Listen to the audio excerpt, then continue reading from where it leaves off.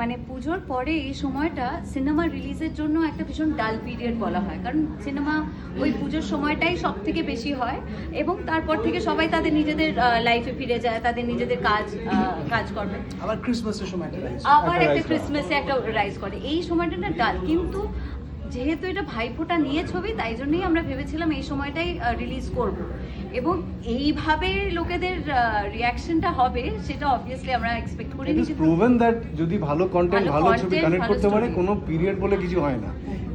Every period is a good period.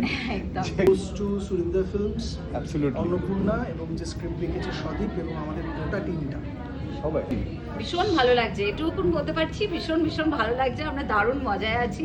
Last কিছুদিন ধরে আমরা এক একটা জায়গায় হল ভিজিটে যাচ্ছি, কিছুক্ষণের জন্য এই জায়গাটা এখন মিস হয়ে গেছে। সাউথ সিটি এখন দুটো তাও সময় reaction হাউসফুল, দেখলে তোমরা মানুষ কিভাবে তাও যতটা রিয়াকশন, এবং প্রচন্ড ভালো লাগছে, কারণ ওদের যে একটা প্রচন্ড আপ্লুত, তারা প্রচন্ড এক্সাইটেড, একটা উচ্ছ্বসিত একটা রিয়াকশন, যে আবার দেখবো বলাটা। ইন্টারেস্টিং জিনিস কি বলতো, সেটা দেখলাম সাউথ সিটির যে অডিটরটা আমাদের এবার দিয়েছে সেটা কিন্তু বড়, অনেক বড়। আগে ছোট ছিল, এবার ক্যাপাসিটিটা অনেক বড়, একটা সিটিটা বড়, একটা সিট ফাঁকা নেই, একটা সিট ফাঁকা নেই, আর পরের শোটাও হাউসফুল।